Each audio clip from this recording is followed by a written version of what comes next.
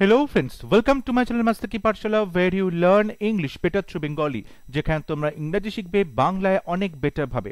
Report writing এর ক্লাসে তোমাদের সবাইকে আরো একবার ওয়েলকাম করছি। রিপোর্ট রাইটিং ডেসক্রিপটিভ ইংলিশ পেপারে খুবই গুরুত্বপূর্ণ ভূমিকা পালন করে। সামনেই পিএসসি ক্লার্কশিপ এবং মিসলেনিয়াস মেইনস পরীক্ষা হতে চলেছে এবং সেই পরীক্ষাগুলোর জন্য অবশ্যই রিপোর্ট রাইটিং এর এই ক্লাসগুলো তোমরা ভালো করে ফলো করো এবং প্রত্যেকটা টপিক তোমরা প্রস্তুত রাখো তোমাদের পরীক্ষার জন্য। তাহলে শুরু করছি আজকের lesson. Write report on banning of Chinese apps by the Indian government. 2020 সাল থেকে ইন্ডিয়ান গভর্নমেন্ট বিভিন্ন চাইনিজ অ্যাপস এবং ওয়েবসাইটকে ব্যান করে দিচ্ছে বিভিন্ন কারণ দেখিয়ে।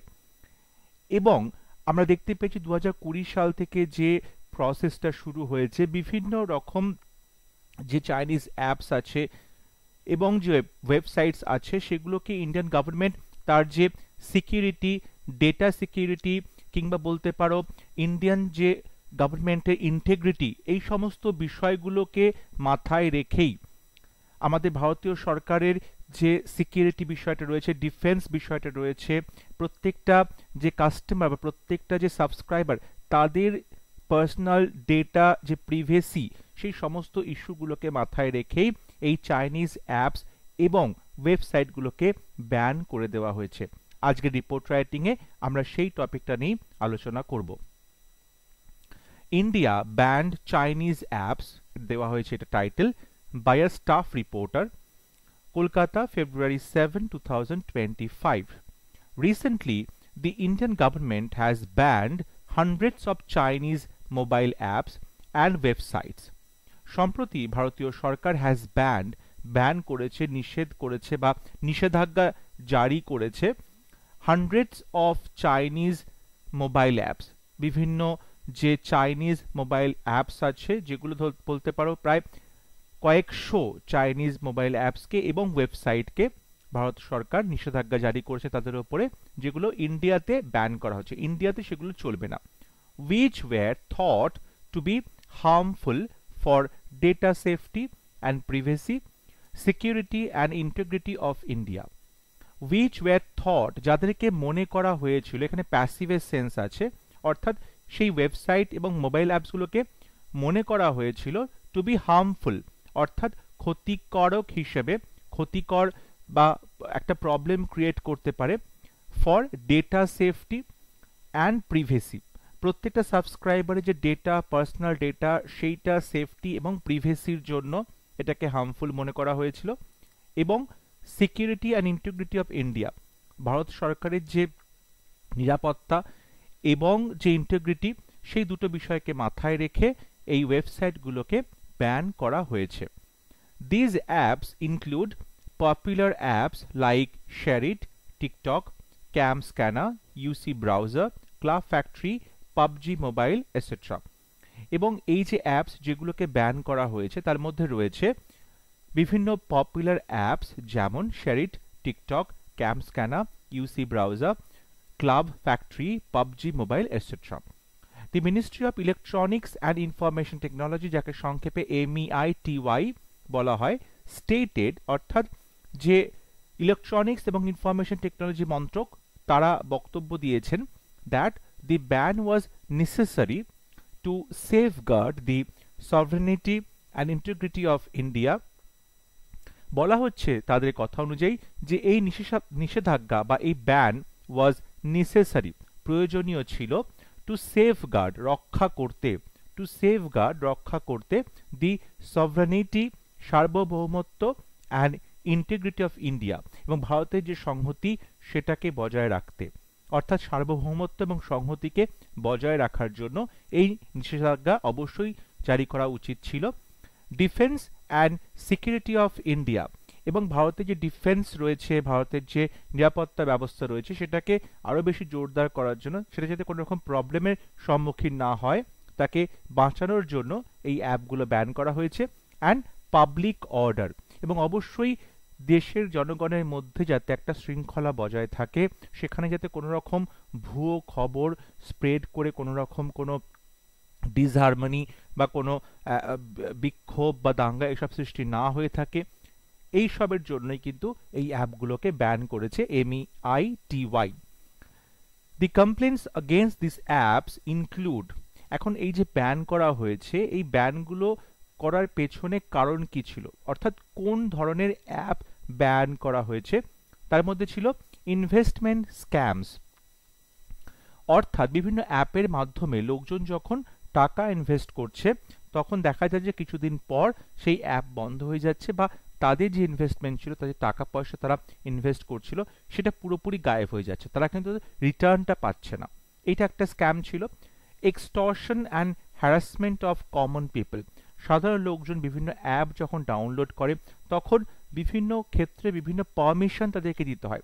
অ্যাপ ডাউনলোড করার সময় সেই অ্যাপ বিভিন্ন রকম পারমিশন চায়, ক্যামেরা অ্যাক্সেস চায়, বলতে পারো যে অডিও অ্যাক্সেস চায়, কন্ট্যাক্টসের অ্যাক্সেস চায়, তোমার ফটো যে তোমার সেকশনটা আছে ফাইল সেকশন তার অ্যাক্সেস চায়। এরকম করে দেখা যাচ্ছে সেখান থেকে বেশ কিছু পার্সোনাল ইনফরমেশন তারা এক্সট্র্যাক্ট করছে, কোনো ফটোকে বিভিন্ন রকম উল্টোপাল্টা সাইটে সেগুলোকে আপলোড করে তোমাকে হ্যারাস করছে, এবং সেই হ্যারাসমেন্টের হাত থেকে বাঁচার জন্য তোমাকে অনেক টাকা পে করতে হচ্ছে। সো এই যে extortion and harassment of common people, সেগুলো কিন্তু এই বিভিন্ন অ্যাপের মাধ্যমে হচ্ছিল। Misuse of private data outside India, দেখা যাচ্ছে তোমার প্রাইভেট ডেটা তুমি যখন কোনো অ্যাপ ডাউনলোড করছো তখন যে সেখানে ডেটাটা পুট করছো, সেই ডেটাটা ভারতবর্ষের বাইরে বিভিন্ন কোম্পানি বিভিন্ন থার্ড পার্টি সেই ডেটাটাকে তারা কাজে লাগাচ্ছে, কাজে লাগিয়ে বিভিন্ন রকম বেআইনি কাজকর্ম করছে। সো এইগুলো খুবই একটা দুশ্চিন্তার বিষয়। এই অ্যাপগুলোর মাধ্যমে যখন তুমি অ্যাপটা ইনস্টল করছো, অ্যাপটা তুমি রান করছো তোমার ফোনে বা তোমার কম্পিউটারে, তখন দেখা যায় তোমার বিভিন্ন ভাবে তোমার পার্সোনাল ইনফরমেশনটা বাইরে অন্য থার্ড পার্টির সাথে তোমার অজান্তেই শেয়ার হয়ে যাচ্ছে।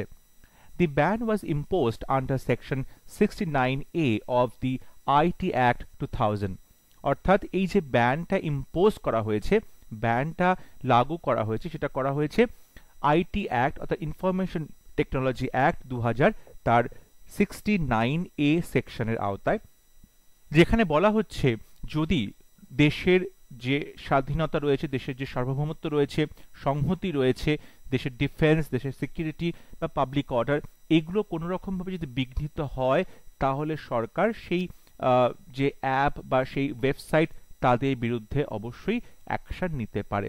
এবং এই আইটি অ্যাক্ট 2000 এর আওতায় 69 এই যে সেকশন তার আওতায় কিন্তু এই ব্যান লাগু করা হয়েছে। এরপর দেখো আমরা যে বিষয়টি নিয়ে আলোচনা করব সেটা হচ্ছে ব্যানটা দেওয়ার ফলে কি কি ক্ষতি হতে পারে, আবার ব্যানটা লাগু করার ফলে কি কি সুবিধে হতে পারে। Banning this apps and websites allows Indian indigenous IT talents to grow their own apps.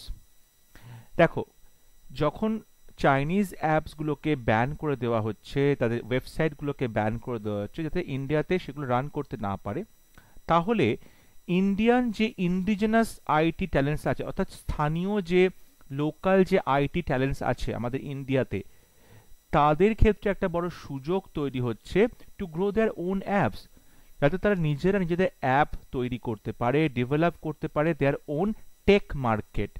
ইন্ডিয়াতে যে আইটি ট্যালেন্টস আছে তারা নিজেদের যে অ্যাপ মার্কেট সেটা তৈরি করছে এবং নিজেরা তাদের অ্যাপ ডেভেলপ করছে, গ্রো করছে, এবং সেটাই আমরা বিভিন্ন ক্ষেত্রে কাজে লাগাচ্ছি, সেগুলোতে আমরা সাবস্ক্রাইব করছি। This decision may affect China's ambition of becoming the digital superpower of the 21st century. এবং আমরা দেখতে পেয়েছি বিভিন্ন ক্ষেত্রে চায়নার একটা যে আগ্রাসী মনোভাব আছে, চায়নার একটা অ্যাম্বিশন আছে যে সে ডিজিটাল সুপার পাওয়ার হবে, 21st সেঞ্চুরির ডিজিটাল সুপার পাওয়ার হতে চাইছে। সেক্ষেত্রে কিন্তু এটা একটা বড় ঝটকা বলতে পারে, সেটব্যাক বলতে পারো, যে ভারতবর্ষে যে এত প্রচুর সংখ্যায় মানুষ এই অ্যাপগুলো ব্যবহার করত, সেখানে চায়না যে ডিজিটাল সুপার পাওয়ার হওয়ার একটা বড় চান্স তৈরি হয়েছিল, সেটা যখন বন্ধ করে দেওয়া হলো তখন অবশ্যই চায়নার যে একটা অ্যাম্বিশন, উচ্চাকাঙ্ক্ষা রয়েছে ডিজিটাল সুপার পাওয়ার হওয়ার, সেটাতেও কিন্তু একটা বড় সেটব্যাক হলো, ধাক্কা লাগলো। The banning recognizes that data streams and digital technology are a new currency of global power.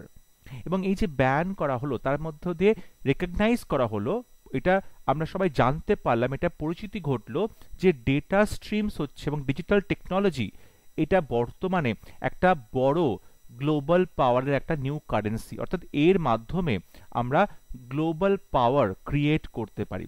Data streams এবং ডিজিটাল টেকনোলজির মাধ্যমে সারা পৃথিবীর ওপরে তুমি নিজের আধিপত্য বিস্তার করতে পারবে, সেই বিষয়টাও কিন্তু আমরা এখানে দেখতে পাচ্ছি। But this decision can have significant economic impact.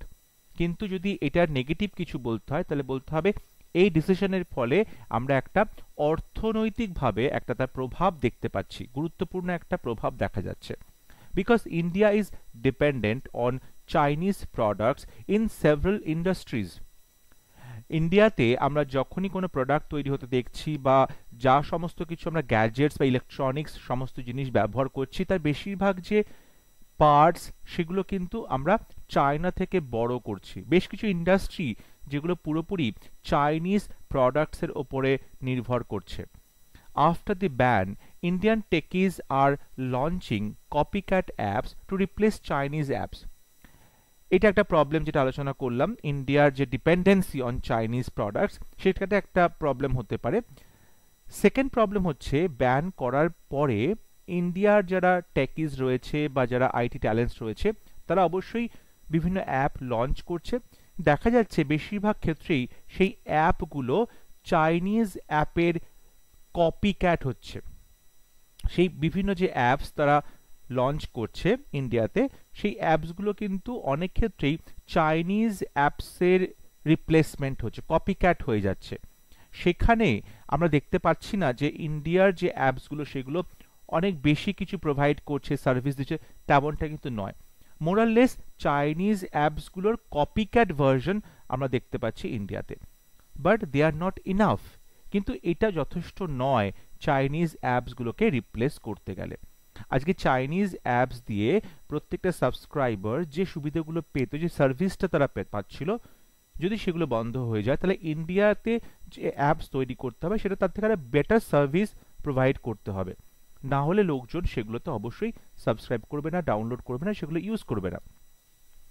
Moreover data privacy is not limited only to Chinese apps. এবং চাইনিজ অ্যাপস ব্যবহার করার ফলে আমাদের যে ডেটা প্রিভেসিটা ব্রিচ হচ্ছে, ডেটা প্রিভেসি থাকছে না, লঙ্ঘন হচ্ছে, সেটা শুধুমাত্র চাইনিজ অ্যাপের জন্য যে হচ্ছে তা কিন্তু নয়। আরও বিভিন্ন ক্ষেত্রে দেখা যায় আমাদের ডেটা প্রিভেসিটা ব্রিচ হচ্ছে। সেটা শুধুমাত্রই চাইনিজ অ্যাপের জন্যই হচ্ছে তেমনটা বলা যায় না, সেখানে শুধু লিমিটেড নয়।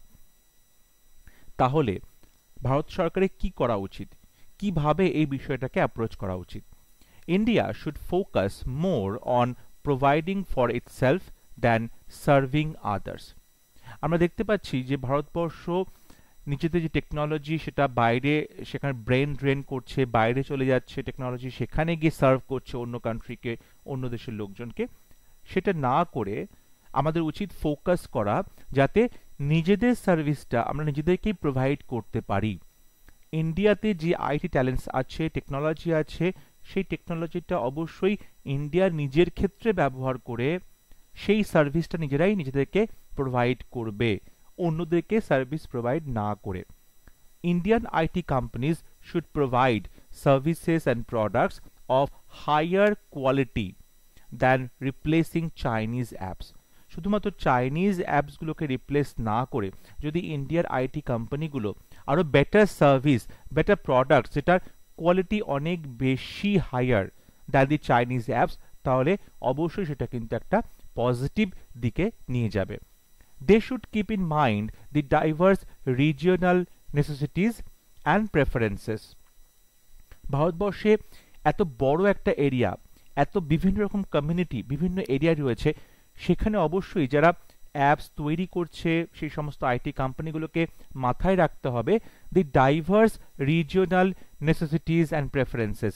এই যে বৃহত্তর একটা রিজিয়ন রয়েছে, বিভিন্ন রকম যে এলাকা রয়েছে, ভিত্তিক এলাকা বা কমিউনিটি রয়েছে, তাদের প্রত্যেকের আঞ্চলিক যে নেসেসিটি, আঞ্চলিক যে প্রয়োজনীয়তা এবং তাদের পছন্দ অপছন্দ সেটাকে মাথায় রেখে অ্যাপ তৈরি করতে, and make apps which will provide services, এবং তাদের প্রয়োজন মেটানোর জন্য সেই আঞ্চলিক চাহিদাকে মাথায় রেখে সেই অঞ্চল ভিত্তিক বিভিন্ন অ্যাপস তৈরি করতে সেটা সার্ভিস প্রোভাইড করা উচিত, such as local train and bus routes, education, health, online sales etcetera.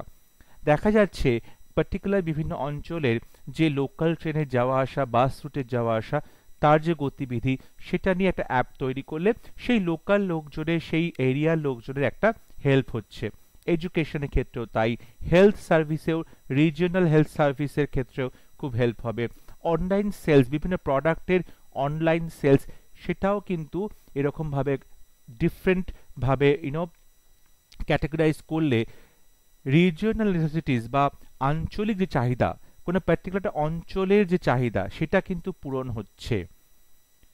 এটা খুবই গুরুত্বপূর্ণ একটা টপিক, যে যেখানে আমি যদি আজকে একটা বেটার অ্যাপস তৈরি করতে পারি, যে অ্যাপসটা আমার লোকাল লোকজনকে বা আমার পার্টিকুলার একটা রিজিয়নের লোকজনকে খুব ভালো মতো সার্ভিস প্রোভাইড করছে, বেটার কোয়ালিটি প্রোভাইড করছে, ডেফিনেটলি সেই অঞ্চলের লোকজন তাহলে চাইনিজ অ্যাপস তারা কিন্তু ডাউনলোড করছে না, তারা সেটা ব্যবহার করছে না, তারা ইন্ডিয়ার তৈরি অ্যাপ, যে ইন্ডিজেনাস অ্যাপ, সেগুলোই ব্যবহার করবে, কারণ তাদের প্রয়োজনটা খুব ভালো মতো মিটছে।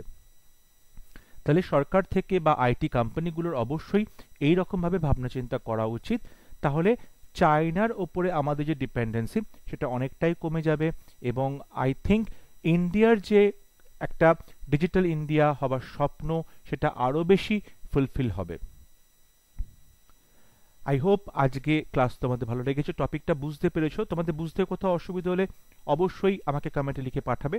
যদি ভিডিওটি ভালো লাগে ভিডিওটি লাইক করবে, শেয়ার করবে এবং আমার চ্যানেলটি সাবস্ক্রাইব করতে ভুলবে না। পরবর্তী লেসনে খুব শীঘ্র দেখা হবে, ততক্ষণ সবাই ভালো থাকবে, সুস্থ থাকবে। Thank you.